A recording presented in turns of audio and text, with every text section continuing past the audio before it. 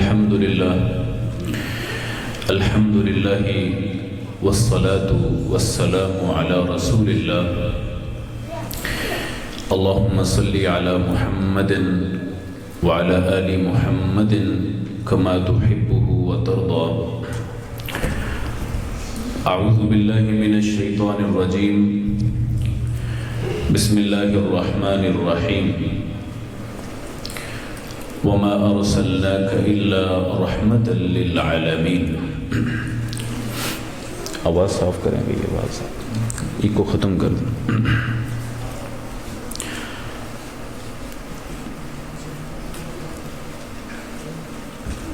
ذکر خیر البشر، ذکر سید کائنات، ذکر سرور کونین عبادت ہے. ہمارے عقیدے میں، ہمارے موقف میں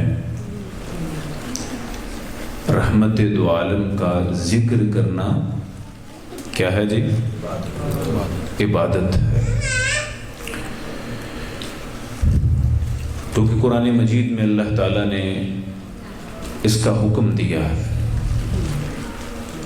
اور قرآن میں جب اللہ کسی کام کا حکم دیتے ہیں تو وہ عبادت ہوتی ہے. یا ایھا الذین آمنوا صلوا علیہ وسلموا تسلیما. مومنو، میرے محبوب پر درود پڑھا کرو، میرے محبوب پر سلام پڑھا کرو. اور یہ اس قدر اہمیت کی بات کہ صرف حکم نہیں دیا بلکہ عبادت کا حصہ بھی بنایا ہے. ہر نماز میں درود پڑھنا فرض ہے. یہ آواز کیا کر رہے ہیں؟ آواز کو صاف کریں. ہر نماز میں بھئی توجہ کریں ذرا، میں نے ایک مختصر گفتگو کرنی ہے. ہر نماز میں درود پڑھنا ضروری ہے. یہ اللہ نے ہر نماز کا حصہ بنایا ہے.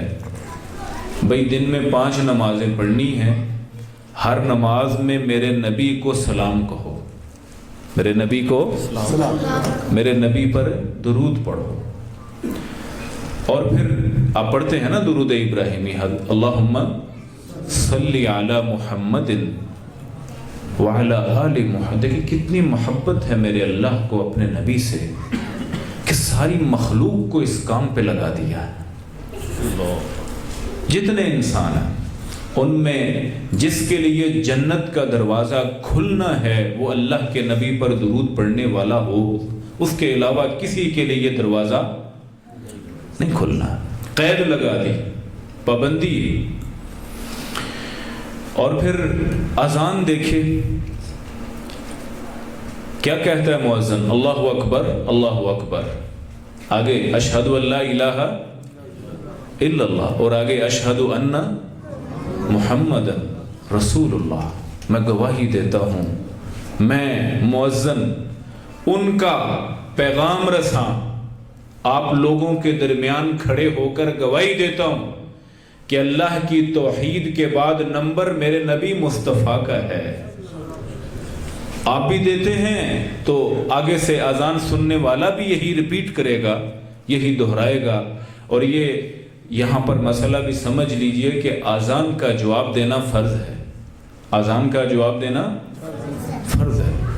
ہر بندہ قبل از نماز بھی، نماز کے اندر بھی، اور جب بھی کوئی دعا پڑھی جائے، جب بھی کوئی دعا کی جائے، میرے نبی نے فرمایا وہی قبول ہوتی ہے جس میں اللہ کی حمد کی گئی، محمد پر درود پڑھا گیا صلی اللہ علیہ. کیا نظام ہے، غور کیجئے اس بات پہ. اور نبی علیہ السلام کی ایک حدیث اس میں شامل کر لیں. میں اہل حدیث ہوں، میرا موقف، میرے مسلک اور میرے منہج کا موقف سنیے. رسول رحمت فرماتے ہیں من نسی الصلاۃ علی خطئ طریق الجنہ، جو شخص مجھ پر درود پڑھنا بھول گیا، وہ درود نہیں بھولا، وہ جنت میں جانا بھول گیا ہے، وہ جنت میں جانا بھول گیا ہے۔ اور من صلی علیہ صلاۃ واحدہ، جس نے مجھ پر ایک درود پڑھا، صلی اللہ علیہ 10 مرات، اللہ رب العزت اس بندے پر 10 رحمتوں کا نزول فرماتے ہیں۔ ایک درود کے بدلے، ایک ذکر کے بدلے اللہ جواباً رحمتیں کرتے ہیں۔ یہ بات سمجھنے کے لیے کافی ہے میرے عزیزوں، میرے بھائی اور بزرگوں، کہ میرے نبی کے لیے میرے اللہ کے ہاں کتنا بڑا مقام ہے، اور اس اللہ نے ہم سب کو کتنا پابند کیا ہے، اور وہ کتنا چاہتا ہے کہ جتنا مجھ رب سے محبت کی جائے اتنی محبت میرے نبی محمد الرسول اللہ سے بھی کی جائے۔ جتنا اللہ کا مقام ہے، اس کے بعد اگر کسی کا سب سے اونچا مقام بنتا ہے تو وہ نبی مکرم جناب محمد الرسول اللہ کی ذات ہے۔ رسول مصطفیٰ کہیے یا احمد مجتبیٰ کہیے، خدا کے بعد بس وہ ہیں، پھر اس کے بعد کیا کہیے۔ شریعت کا تقاضا ہے کہ ختم الانبیاء کہیے، محبت کا تقاضا ہے کہ محبوب خدا کہیے۔ جب ان کا ذکر ہو دنیا سراپا گوش ہو جائے، جب ان کا ذکر ہو دنیا سراپا گوش ہو جائے۔ ماہر کہتے ہیں کہ جب ان کا نام آئے مرحبا صلی علی کہیے، جب ان کا نام آئے تو درود پڑھا جائے۔ ان کا تقاضا، ان کی ہستی، ان کے مقام اور ان کے مرتبے کا تقاضا ہے کہ کوئی شخص جب نام نامی سنے، اور آپ یہاں یاد رکھیے گا کہ نبی علیہ السلام کا جب بھی نام آ جائے اس کے جواب میں درود پڑھنا بھی فرض ہے، اس کے جواب میں صلی اللہ علیہ وسلم کہنا، علیہ السلام کہنا فرض ہے، لازم ہے۔ اس کے بارے میں اللہ کے کٹہرے میں سوال ہونے ہیں۔ اور میرے بھائیوں، سوال یہ ہے، اتنا اونچا جو مقام دیا گیا، اتنا اونچا جو مقام دیا گیا، یہ مقام میرے اللہ نے دیا کیوں ہے؟ میرے نبی خود فرماتے ہیں، فرمایا انا سید ولد آدم یوم القیامہ، میں قیامت کے دن حضرت آدم علیہ السلام سے لے کر آخری انسان تک ساری انسانیت کا سربراہ میں محمد الرسول اللہ ہوں گا۔ انا سید الناس یوم القیامہ، ساری دنیا کا سردار میں محمد ہوں گا۔ اور فرماتے ہیں انا اول من ينشق عنہ القبر، میں وہ پہلا ہوں گا کہ جس کو اس کی قبر مبارک سے پورے اعزاز کے ساتھ اٹھایا اور پھر میدان محشر میں عزت سے لایا جائے گا۔ انا اول من يقرع باب الجنہ، میں پہلا ہوں گا کہ جس نے جنت کا دروازہ کھٹکھٹانا ہے، اور آگے سے آواز آئے گی من انت، اے دروازہ کھٹکھٹانے والے کون ہے تو؟ میں کہوں گا اقول محمد، میں نام لوں گا کہ میرا نام محمد صلی اللہ علیہ وسلم ہے۔ تو وہ اندر سے جو فرشتہ دربان ہے وہ جلدی سے دروازہ کھولتا ہوا کہے گا بک امرت الا افتح لاحد قبلک، اے نبی جب سے جنت بنی ہے، جب سے میں اس جنت کا دربان بنا ہوں، میرے اللہ نے حکم دیا تھا جب تک میرا نبی محمد نہ آ جائے جنت کا دروازہ نہیں کھلنے والا۔ ان کے لیے اہتمام، اور خود فرماتے ہیں انا اول شافع، میں سب سے پہلے سفارش کروں گا اور میں ہی سفارش کرنے والا ہوں گا، ومشفع، اور میری سفارش کو اللہ قبول فرمائیں گے۔ وہی سفارش جو آیت الکرسی میں پڑھتے ہیں کہ من ذا الذی یشفع عندہ الا باذنہ، کون ہے جو اللہ کی اجازت کے بغیر نبی کے سامنے اللہ کے سامنے سفارش کرے گا؟ نبی فرماتے ہیں مجھے اس سفارش کی اجازت دی جائے گی، اور میں سفارش جب کرنے لگوں گا اس سے پہلے کا منظر یہ ہے کہ ان الناس یفرون یوم القیامت جثا، میں لوگوں کو دیکھ رہا ہوں کہ لوگ اپنے گھٹنوں کے بل گوڈوں گھٹنوں کے بل زمین پر رینگ رہے ہیں اور اپنے نبی سے پکار کر کہہ رہے ہیں اشفع فلان یا فلان اشفع، اے فلان، اے میرے نبی، اے میرے بڑے، میری سفارش تو کر دے، میرے دامن میں بڑے گناہ ہیں۔ نبی مکرم فرماتے ہیں کوئی بھی اس کی سفارش کو نہیں سنے گا، بلکہ ہوگا یہ کہ ساری انسانیت کو یہی جواب دیا جائے گا اگر سفارش چاہتے ہو تو جاؤ، محمد الرسول اللہ کرنے والے ہیں۔ اور پھر میرے پاس آیا جائے گا، میں سجدے میں پڑھ کر اللہ رب العزت سے سفارش کرنے والا پہلا ہوں گا، اور یہ حق رب مجھے دے گا، اور میری سفارش کو رب اکبر قبول بھی فرمائے گا۔ یہ اعزاز بھی ملا ہے تو محمد الرسول اللہ کو ملا۔ میں ہوں کہ جس کو رب نے اتنی عزت نوازی ہے۔ میرے بھائیوں، جب کسی انسان کا، اکثر مائیں نا ایک جملہ بولتی، آپ کا گھرانہ بڑا ہو تو مائیں اکثر کہتی ہیں کہ بھی دیکھو اتنے بڑے گھر کے فرد ہو تو آپ کو اپنے بڑوں کا خیال کرنا چاہیے۔ سنا ہے کبھی یہ جملہ آپ لوگ؟ وہ کسی سے سنا ہوگا نا آپ نے یہ جملہ کہ اپنے بڑیاں دا ہی خیال کر لا، کہتے ہیں کہ نہیں کہتے؟ بولیں ذرا، کہتے ہیں کہ لوگ نہیں کہتے؟ سننے کو ملتا ہے نا یہ جملہ۔ معاشرے میں نا یہ ایک بہت بڑی نورم ہے، یہ ایک بہت بڑا ایک میزان ہے، ترازو ہے۔ آج تھوڑی دیر کے لیے غور کیجئے، میں اپنی باتوں کو کچھ دہراتا ہوں کہ جن کے ہم امتی ہیں وہ اتنے بڑے ہیں کہ اللہ کے بعد سب سے بڑا مقام ہے ان کا۔ ایک امت ہے جو سیدنا آدم علیہ السلام کی ہے، ایک امت ہے جو حضرت ابراہیم علیہ السلام کی ہے، جناب لوط اور جناب نوح کی امتیں بھی ہیں، اسی طرح حضرت عیسیٰ و موسیٰ اور داؤد اور حضرت یعقوب کی بھی امتیں ہیں۔ قیامت کے دن کسی نبی کی امت میں کوئی بھی نہیں ہوگا، ایسے لوگ بھی ہیں، ایسے نبی بھی ہیں۔ تو ایک نبی حضرت محمد صلی اللہ علیہ وسلم جو آخری نبی ہیں، ان کی ہم امت ہے۔ یہ ہمارے سامنے ہمارے جو قریب رہنے والے عیسائی ہوتے ہیں، مسیحی جنہیں کہنا چاہیے، مسیحی ہیں یا پھر یہودی ہیں، یہ بھی تو اپنے نبیوں کی طرف نسبت رکھتے ہیں کہ ہم ان کی امت ہیں، ہم ان کے پیرو ہیں، ہم ان کے متبع ہیں۔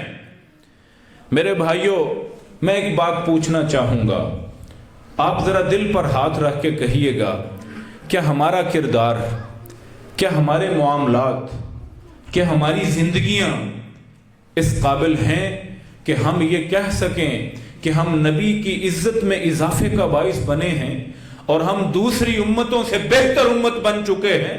اور ہم یہ کہہ سکتے ہیں اپنے معاملات میں، جائیے ذرا مارکیٹ میں، جائیے ذرا بازار میں، کیا ہم یہ کہہ سکتے ہیں کہ ہم ہیں کہ جن کی بنیاد پر رسول رحمت میدان محشر میں فخر کریں گے؟ کیا ہم یہ کہہ سکتے ہیں؟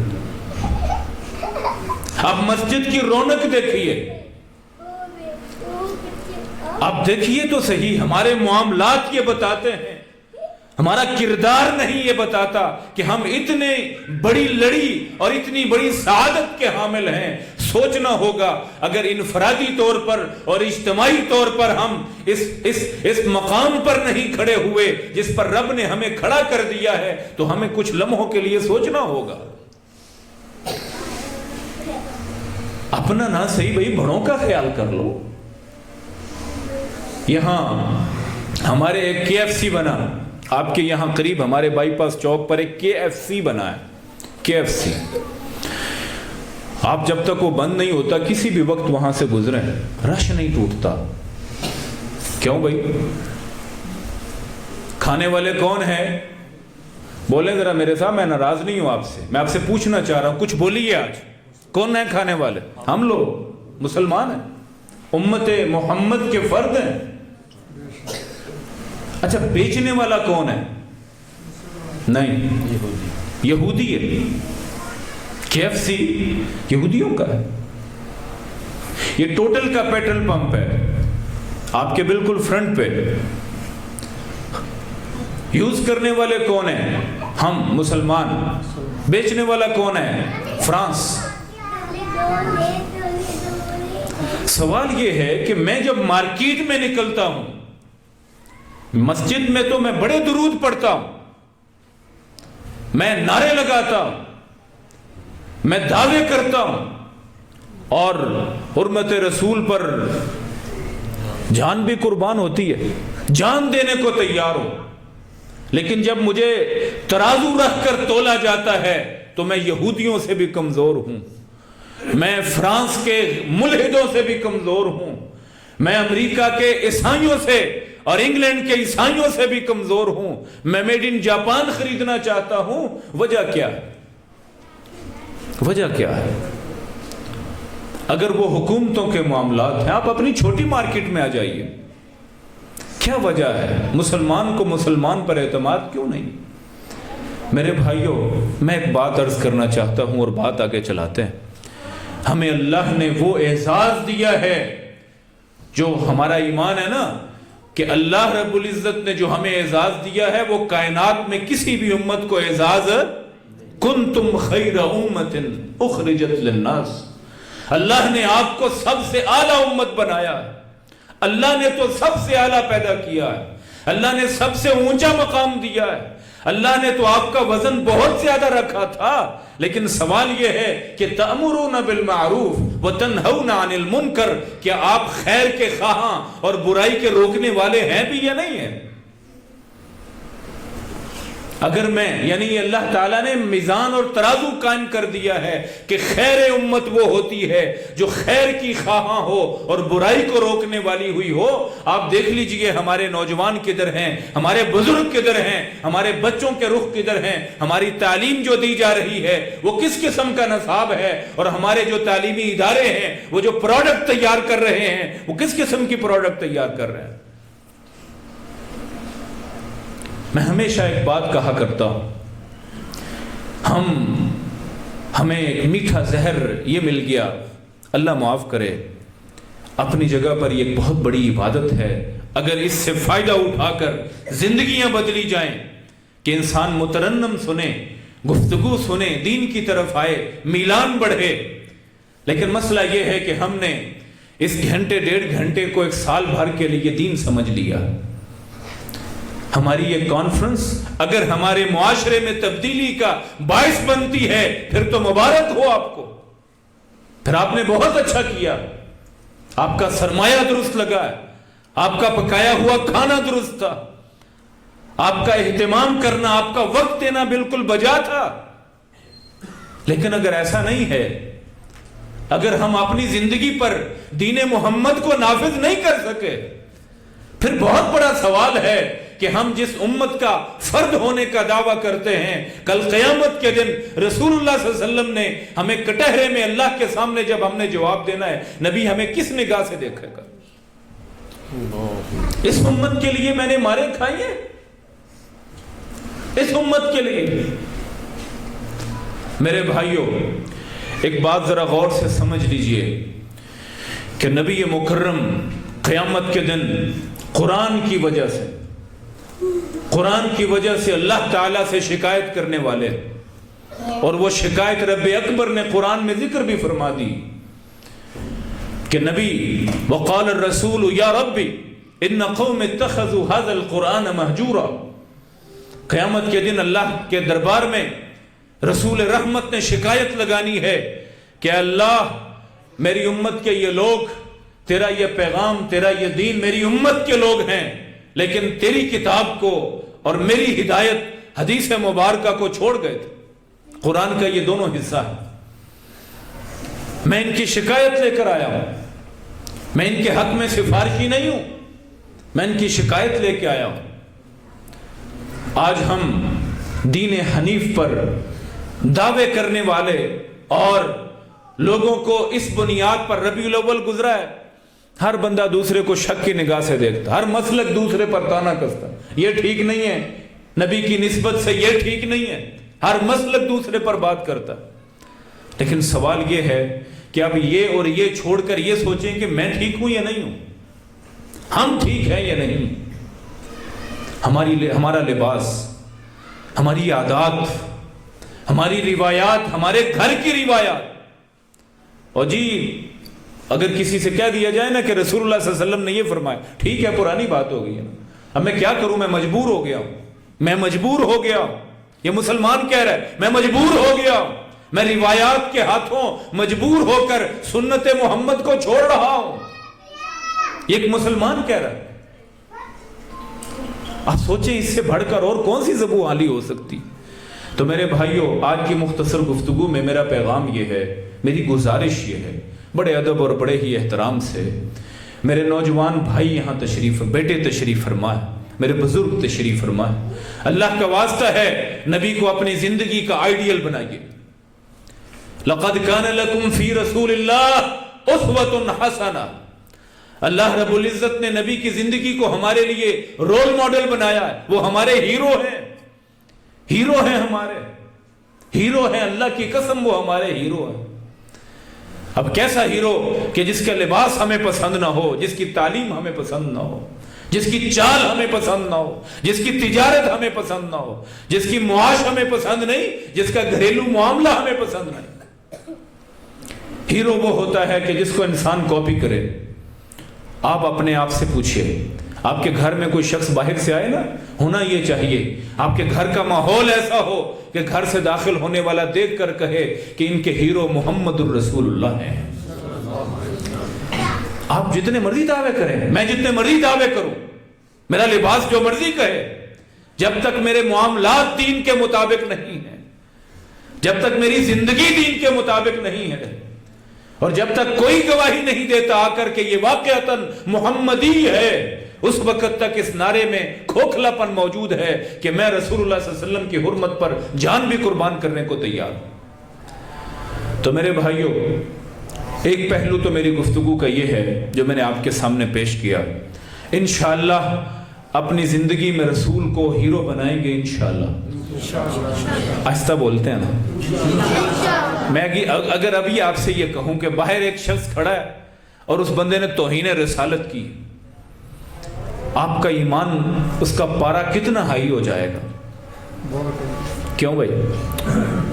میں پوچھ رہا ہوں آپ سے، کہاں پہنچ جائیں؟ یہ دیکھیں نا، قوموں کے رجحان بتاتے ہیں، قوموں کے رجحان بتاتے ہیں کہ ان کی منزل کیسی. اگر میں یہ کہوں کہ باہر کوئی توہین رسالت کا مرتکب ہے، نعوذ باللہ، کوئی مرتد، کوئی نالائق انسان، کوئی ننگ انسانیت اگر ایسی حرکت کر رہا ہے، ہر شخص کہے گا کہ اس نے بہت برا کیا. ہم میں ہر ایک چاہے گا کہ میں اس سے بدلہ لے لوں، اس کی جان کے درپے ہو جائیں گے. لیکن میرا سوال یہ ہے کہ رسول اللہ صلی اللہ علیہ وسلم نے جن باتوں پر جو لوگوں کو سکھائیں، اور اگر کوئی ان باتوں کے خلاف جاتا تھا تو رسول اللہ غصہ فرماتے تھے. ایک حدیث مبارکہ سنیے، سنن نسائی کی. بھائی توجہ ہے سب کی؟ سنن نسائی کی ایک حدیث مبارکہ سنیے. نبی علیہ السلام کے پاس ایک شخص آتے ہیں، صحابی، شاگرد ہے. وہ آ کے کہتے ہیں اللہ کے رسول، میں نے اپنی بیوی کو تینوں اکٹھی طلاقیں دے دی. تینوں اکٹھی طلاقیں، بولتے نہیں آ رہا، اکٹھی 3 طلاقیں دے دی. اب طلاق دینے کا طریقہ تو یہ ہے کہ ایک طلاق دی جاتی ہے حالت طہر میں، جس میں مجامعات نہ ہو. اگر دینی پڑ ہی جائے، زندگی اس نہج پر پہنچ جائے، تو طلاق کا یہ طریقہ ہے کہ حالت طہر میں جب پاکیزگی کے ایام ہیں، اس میں آپ ایک طلاق دیتے ہیں اور پھر پورا مہینہ انتظار کرتے ہیں. اگلے مہینے دوسری طلاق دی جاتی اور پھر تیسرے مہینے تیسری طلاق دی جاتی. یہ طریقہ ہے جو نبی علیہ السلام نے سکھایا ہے. اب رسول صلی اللہ علیہ وسلم کے صحابی آ کے کہتے ہیں اللہ کے رسول، میں نے تینوں طلاقیں اکٹھی دے دی، ایک ہی مجلس میں دے دی. بات اتنی کی ابھی بولنے لگے. صحیح روایت ہے، نبی علیہ السلام کو غصہ آ جاتا ہے، غصہ آ جاتا ہے. اور راوی کہتے ہیں کہ رسول اللہ صلی اللہ علیہ وسلم کا چہرہ جو ہمیشہ مسکراتا رہتا ہے، اس قدر غصے سے، اس قدر حالت بدلتی ہے کہ غصے سے چہرہ لال ہو جاتا. اور نبی فرماتے ہیں کہ تم نے دین میں اپنی مرضیاں شروع کر دی ہیں، ابھی میں تمہارے درمیان زندہ ہوں، ابھی سے مرضیاں؟ تمہیں میرا خیال نہیں آیا؟ جو میں نے سکھایا وہ سمجھ نہیں آئی؟ اللہ کے رسول شدید غصہ فرماتے ہیں۔ کتنی بات کی ہے صحابی نے، کتنی بڑی غلطی کی ہے بھائی، ایک مجلس میں 3 طلاقیں دے دی۔ اللہ کے رسول نے سکھایا ہے 3 اکٹھی نہیں دینی، یہ غلطی کی ہے۔ اس غلطی پر رسول اللہ کا چہرہ لال ہو گیا، غصہ میں آ گئے، تم دین میں اللہ کے دین کے خلاف جاتے ہو حالانکہ میں زندہ ہوں۔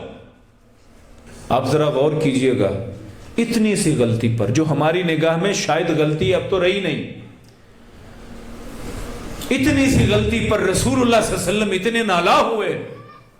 اور یہاں پر ایک شخص جو نماز کا بھی تارک ہو، جو نماز کا بھی تارک ہے اور قرآن کو ہاتھ نہیں لگاتا ہے، غور کیجئے ذرا، جو قرآن کو نہیں تھامتا ہے، وہ شخص کے جو اللہ کے رسول کی ایک ایک سنت کو عمل کرنا تو دور ہے، اس کو جاننے کی کوشش نہیں کرتا۔ ماشاءاللہ میرے شیخ محترم مکرم بھائی، بڑے بھائی حضرت مولانا قاری عبد الرحمن شیخو پوری حافظہ اللہ تشریف لائے، یار ان کے آنے پر نعرہ مار دیں ذرا، نعرہ تکبیر، نعرہ تکبیر، عظمت مصطفیٰ، مقام مصطفیٰ، مسلک اہل حدیث حضرت مولانا قاری عبد الرحمن صاحب شیخو پوری، حضرت مولانا حافظ عثمان خالد صاحب۔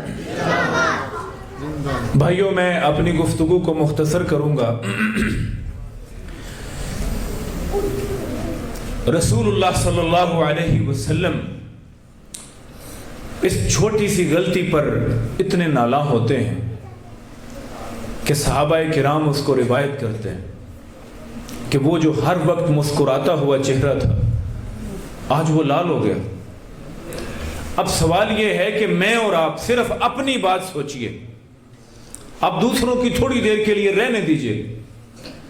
میرے بھائیوں، ہمارا جو سنتوں کے ساتھ، دین کے ساتھ، قرآن کے ساتھ عبادت، سب سے بڑی عبادت نماز کے ساتھ رویہ ہے، اس پر رسول اللہ صلی اللہ علیہ وسلم اب سوچئے کہ اگر وہ یہاں سامنے ہوتے تو ان کی کیفیت کیا ہوتی، اپنے اس امتی کو وہ کیا سبق دیتے۔ ہم خلافت کی بات کرتے ہیں اور خلافت کا نام لینے والے بہت سے لوگ ہیں۔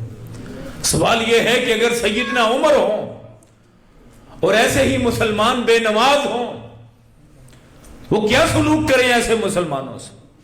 وہ عمر جن سے ایک گورنر نے سوال کیا کہ میں غیر مسلم علاقے میں گورنر ہوں، یہاں بڑی تیزی سے لوگ مسلمان ہو رہے ہیں، لیکن اے خلیفۃ المسلمین، اے خلیفہ، بعض لوگ ایسے ہیں جو ٹیکس سے بچنے کے لیے اپنے آپ کو مسلمان ڈکلیئر کر دیتے ہیں کہ ان کو جزیہ نہ دینا پڑے، ان کا کیا کریں؟ کیسے پتا چلے گا کہ وہ بندہ مسلمان ہے یا نہیں ہے؟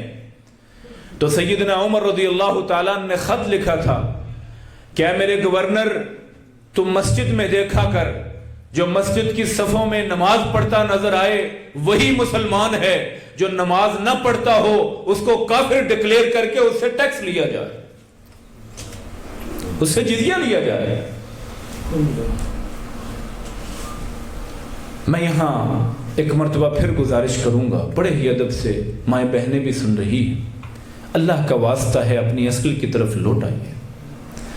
جب سے ہم اپنی بنیاد کو بھولے ہیں، عالم اسلام پر ہی نہیں عالم دنیا پر جو حال ہو رہا ہے، چند ایک کام کیے قطر نے، یہ چند ایک کام، چھوٹے چھوٹے کام کیے قومی سطح پر، چھوٹے چھوٹے چند ایک کام کیے، ہمارے دل میں ان عیاش عربوں کے لیے نرم گوشہ پیدا ہو گیا۔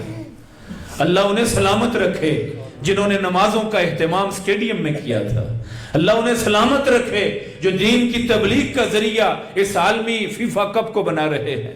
یہ کوششیں وہ عالمی سطح پر تھیں، آپ سے قطر کا نہیں، پورے ملک پاکستان کا نہیں، سعودیہ کا نہیں، آپ سے ایک شخص کا سوال ہوگا اور وہ آپ کی ذات ہے۔ آئیے میں اور آپ اپنے آپ کو اپنی بنیاد سے جوڑیں۔ سوچئے کہ میرا نبی سے تعلق کیسا ہے. میں نے ان کے ساتھ دعویٰ جو محبت کا کر رکھا ہے وہ سچا بھی ہے یا نہیں ہے؟ فالذین آمنوا بہ وعزروہ ونصروہ واتبعوا النور الذی انزل معہ. میرے رب نے یہ قاعدہ بیان کر دیا ہے کہ جو رسول پر جب ایمان لاتے ہیں اور نبی کی عزت کرتے ہیں اور نبی کے دین پر عمل پیرا ہوتے ہیں اور قرآن کو زندگی میں لے کے آتے ہیں، اولئک هم المفلحون. کامیابی کا یہی معیار ہے. نعرہ تکبیر، نعرہ تکبیر. مسلک حق اہل حدیث حضرت مولانا قاری احمد حسن ساجد صاحب. میرے بھائیوں، اللہ تعالی نے اپنے تمام انبیاء کرام کو بڑے بڑے معجزات سے نوازا. اگر میں آج کے ماحول کو دیکھوں، آخری بات یہ کہنا چاہتا ہوں، تھوڑی سی توجہ چاہوں گا. ماشاءاللہ دونوں مقررین تشریف لا چکے ہیں.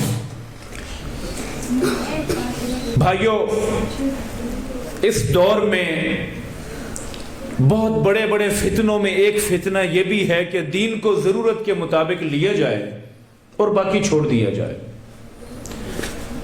ہم یہ دیکھ رہے ہیں بڑی تیزی سے پاکستان میں پھیلتا ہوا الحاد، LGBT، لیبرلزم، سیکولرزم، عورت مارچ. ہاں، یہ ساری چیزیں آپ نے نگاہوں سے دیکھی. اس کے کچھ نتائج نکل رہے ہیں. شاید آپ جن علاقوں میں رہتے ہیں ماشاءاللہ یہاں پر دین پر پختگی سے عمل ہوتا ہے. آپ کو علماء دین سناتے ہیں، آپ دین سنتے ہیں، آپ تک وہ خبریں نہیں پہنچتی ہیں جن اداروں اور علاقوں میں جا کر ہم دیکھتے اور جانچتے بھالتے ہیں. اللہ کی قسم پاکستان کے حالات بڑی تیزی سے خرابی کی طرف جا رہے. دین بیزاری عام ہو گئی ہے، دین بیزاری عام ہو گئی. ہمارے حکام جو کبھی کسی دور میں ہمیں ضیاء الحق بھی نہیں جچتا تھا کہ یہ بھی شاید دین پر عامل نہیں ہے، آج کے دور میں وہ بہت بڑی نعمت لگنے لگ گئے ہیں، بہت بڑی نعمت لگنے لگ گئے ہیں. ہوا یہ ہے، اگر میں اس ٹاپک پر رہ کر کچھ کہنا چاہوں کہ نہ اللہ سے تعلق رہا ہے، نہ نبی محمد الرسول اللہ سے تعلق رہا ہے. ایمان کمزور کیا گیا ہے. ہمارے نوجوان بیٹے بیٹیاں، میں محترم قاری صاحب تشریف فرما ہیں، میرے پاس قاری صاحب اس ہفتے میں ایک بہن اس کے والد صاحب لے کے آئے اور وہ مسلمان اور اہل حدیث گھر کی بیٹی، شیخوپورہ کے باسی. 29 سال اس بچی کی، خاتون کی، لڑکی کی عمر ہے. انہوں نے کہا جی کہ یہ نمازیں کبھی ترک کر دیتی ہے اور بعض اور چیزیں بھی ذکر کی. ڈپریشن کی مریضہ ہے. اس سے تھوڑی سی تفصیلی بات کی گئی تو نتیجہ یہ نکلا، باپ کے موجودگی میں کچھ پیچھے بیٹھے تھے، اس نے آہستہ سے مجھے بتایا جی میں مسلمان نہیں ہوں. میں مسلمان نہیں، بولیں ذرا، میں مسلمان نہیں ہوں. میں نہ اللہ کو مانتی ہوں نہ میں محمد صلی اللہ علیہ وسلم کو مانتی ہوں. اہل حدیث گھر کی بیٹی.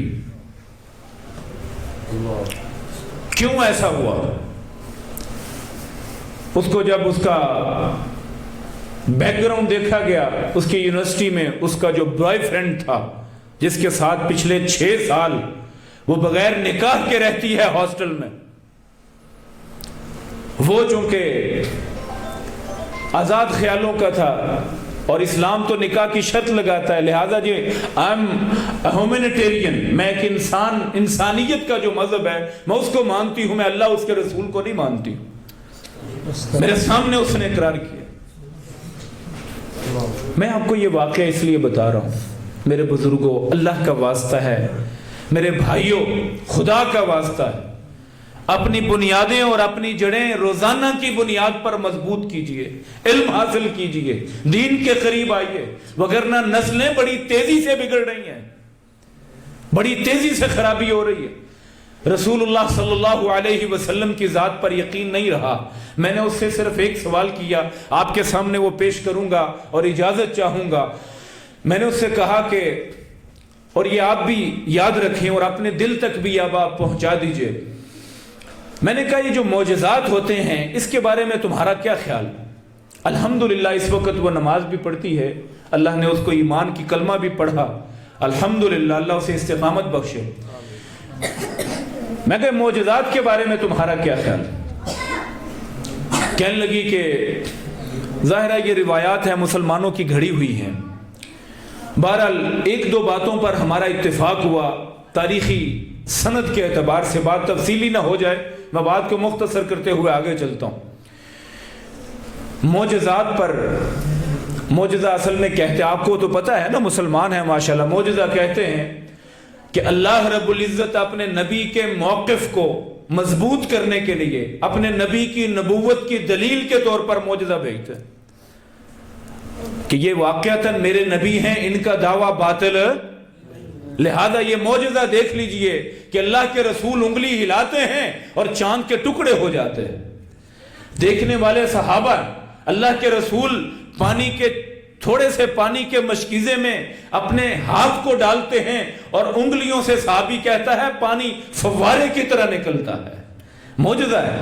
رسول اللہ صلی اللہ علیہ وسلم کے صحابی کہتے ہیں ہم نے آنکھوں سے دیکھا کہ تھوڑا سا کھانا پکایا تھا تو اللہ کے رسول نے اپنا ہاتھ مبارک اور ایک اور حدیث میں اپنا لب مبارک اس سالن میں ڈال دیا ہے, وہ کھانا سارا لشکر کھا جاتا ہے, کھانا ختم نہیں ہوتا, اپنی اصل حالت میں موجود رہتا ہے. معجزات تو بڑے ہیں. سوال یہ ہے ہمارا ان معجزات پر, اور یہ بڑی تیزی, میں اپنے نوجوانوں تک یہ بات پہنچانا چاہتا ہوں. میں نے اسے سوال کیا, میں کہا بھئی تم یہ بتاؤ, یہ تو بات درست ہے کہ ایک عام, تم سمجھتی ہو کہ اللہ کے رسول نعوذ باللہ ایک عام انسان تھے اور کچھ باتیں فلاں فلاں فلاں علاقے سے لی گئیں اور انہیں کہہ دی. معجزے کے بارے میں تمہارا کیا خیال؟ کیا آپ مانتی ہو کہ نہیں چاند کے 2 ٹکڑے ہوئے تھے؟ کہنے لگی نہیں وہ تو آسمان میں نا, تحقیق کی گئی ہے کہ وہ تو چاند کے اوپر موجود بڑے بڑے پہاڑ ہیں. میں نے کہا ذرا پھر سے تحقیق کیجئے. نئی تحقیق بھی آ گئی ہے مسلمانوں, سائنسدان تسلیم کرنے پر مجبور ہو گئے ہیں کہ ہم نے چاند پر ایسا فرق دیکھا ہے جو ایک طرف یعنی ایک سائیڈ اور طرح کی ہے, دوسری جانب ہے ہی مختلف, اور یہ جو درمیان کی لکیر ہے لگتا ہے کوئی بڑا حادثہ چاند کے ساتھ ہوا ہے. مجبور ہو گئے ہیں. اور میرے بھائیوں, میں نے جب اس کے سامنے قرآن کی بات کی, قرآن ایسا معجزہ ہے, اس نے پیشین گوئیاں کی, قرآن کے الفاظ, قرآن کا محفوظ رہنا اور اس کو انگریزوں کا تسلیم کرنا, عیسائیوں کے بڑے بڑے تحقیق کی اداروں کا یہ تسلیم کرنا کہ یہ قرآن وہی قرآن ہے جو 1400 سال پہلے قلب محمد الرسول اللہ پہ اترا تھا. ہم مانتے ہیں اس میں کوئی تحریف نہیں ہوئی ہے کہ انا نحن نزلنا الذکر و انا لہ لحافظون. اس بات پر آ کر چیخیں نکل گئی. بیٹی کہنے لگی مجھے کلمہ پڑھا دیجئے, اس وجہ سے کہ اس کے سامنے میں کچھ ایسی دستاویزات رکھ چکا تھا کہ جو آج بھی کافر ہیں وہ یہ تسلیم کرنے کے مجاز اور پابند ہیں اور تسلیم کر رہے ہیں کہ اللہ نے جو کتاب قرآن مجید محمد عربی کے دل پر اتاری تھی آج اسی حالت میں ہے. اس کی زبر نہیں بدلی, اس کی زیر نہیں بدلی, اس کے حروف نہیں بدلے ہیں, اس کے وقف نہیں بدلے ہیں. جو جس طرح اترا تھا 1400 سال بعد بھی ویسا ہی ہے. اور یہ بھی قرآن کی آیت میں ذکر ہے کہ رب کہتا ہے نازل بھی میں نے کیا ہے اور حفاظت میں اللہ اس کی کرنے والا ہوں, اور جس کی رب حفاظت کرے اس کو کوئی بدل نہیں سکتا. آئیے خدا را, میں بات تو شاید اس موضوع پر کچھ اور بھی کرتا, چونکہ مہمان تشریف لائے ہیں, بات سمیٹتا ہوں. اپنے آپ کو ایڈوانس کرنے کے پیچھے لگ کر کہیں اپنی بنیادیں کھو نہ دیجیے گا. ہم پہلے ہی بہت کچھ کھو چکے ہیں, کوئی شک نہیں, کوئی شک نہیں, اللہ کی قسم کوئی شک نہیں کہ اللہ ایک ہے اور نبی مکرم آخری اللہ کے نبی اور رسول ہیں، اس میں کوئی شک نہیں ہے۔ وہ جو فرماتے ہیں وہ اللہ کی وحی ہوتا ہے، اور جو کہتے ہیں برحق ہوتا ہے، سچ ہوتا ہے۔ یہ دنیا بھی ایک حقیقت ہے، لیکن اس سے ماورا ہماری آنکھوں سے اوجل ایک بہت بڑا نظام ہے، ایک بہت بڑی دنیا ہے، وہ حقیقت ہے۔ اس کو تسلیم کیجئے تبھی آپ مومن ہیں، اس کو تسلیم کیجئے۔ ایک لوح محفوظ ہے جس میں پہلی بات کی ہر شے لکھ دی گئی۔ ایک اللہ رب العزت نے فرشتوں کا نظام بنایا ہے، دکھتے نہیں ہیں، موجود ہیں، برحق ہیں، اور وہ گناہوں سے عاری ہیں، اللہ کے حکم کے پابند ہیں۔ اس کو تسلیم کیجئے۔ رب نے ایک جنت بنائی ہے، دکھتی نہیں ہے، ایک جہنم بنائی ہے، دکھتی تو نہیں ہے لیکن برحق ہے۔ اللہ کے نبی آئے، سچے تھے، آسمان سے وحی اترتی رہی، برحق ہے۔ اپنے ایمان کی تجدید اور اس کی فکر کیجئے۔ آج کے دور میں الہاد آپ کی فیس بک پر پھر رہا ہے، آپ کے ٹویٹر پر پھر رہا ہے، آپ کی یوٹیوب پر پھر رہا ہے۔ اگر بیدار نہ ہوئے، خدا نہ خواستہ کسی اور اہل حدیث گھر میں کوئی بیٹا کوئی بیٹی پھر الہاد کی طرف جاتا ہے، باپ بھی ذمہ دار، ماں بھی ذمہ دار، ادارہ بھی ذمہ دار، اور ماحول بھی ذمہ دار۔ اللہ کا واسطہ ہے دین کی طرف آنے کی کوشش کیجئے۔